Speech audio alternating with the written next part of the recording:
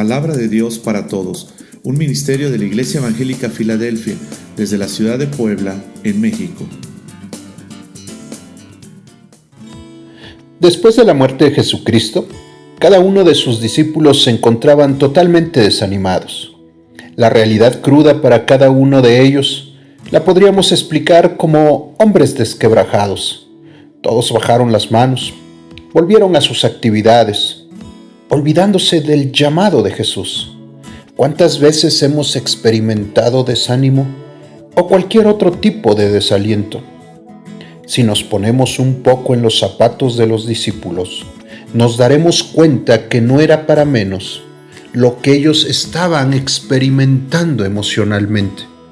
Habían pasado 3 años al lado de su maestro, viendo con sus propios ojos maravillosos y extraordinarios milagros, volviendo la vista a los ciegos, la sanación de la suegra de Pedro, la resurrección de Lázaro, la alimentación de multitudes. Pero ahora su Señor estaba muerto. Todo se podía resumir a un gran hombre que había mostrado grandes poderes, pero que ahora estaba muerto. Pero se olvidaban que no solo eran grandes poderes, sino que estaban frente al Todopoderoso. Al olvidar que estaban frente al Todopoderoso, olvidaron muchas de sus palabras. Recordemos algunas de ellas. Mateo 28 del 18 al 20 dice: Y Jesús se acercó y les habló diciendo: Toda potestad me es dada en el cielo y en la tierra. Por tanto, id y haced discípulos a todas las naciones, bautizándolos en el nombre del Padre y del Hijo y del Espíritu Santo, enseñándoles que guarden todas las cosas que os he mandado.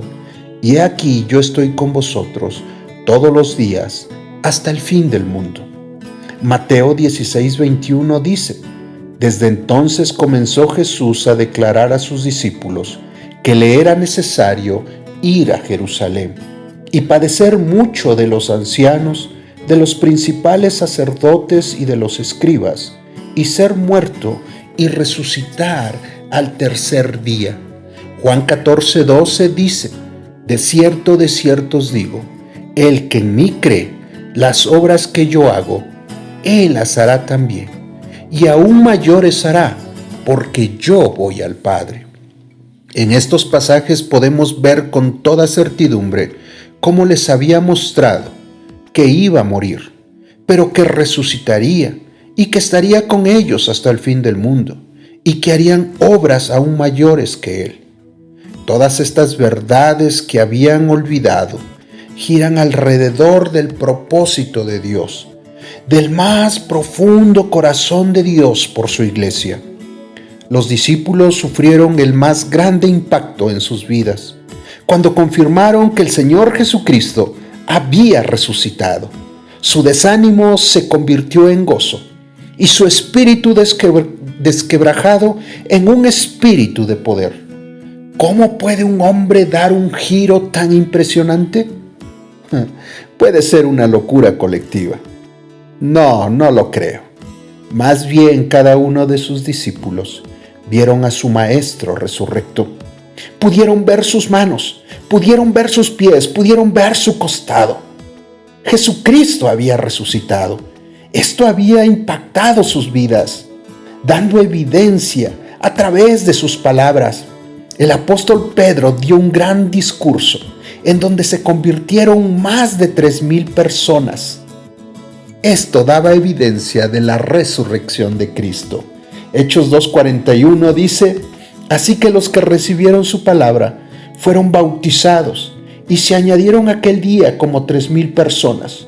Un hombre desanimado ahora tenía palabras de poder en sus labios. ¡Ánimo! No te desalientes, que Dios sigue dando evidencia de la resurrección de su Hijo, evidencia de la resurrección de nuestro Señor Jesucristo en su iglesia. Que tengas un excelente día.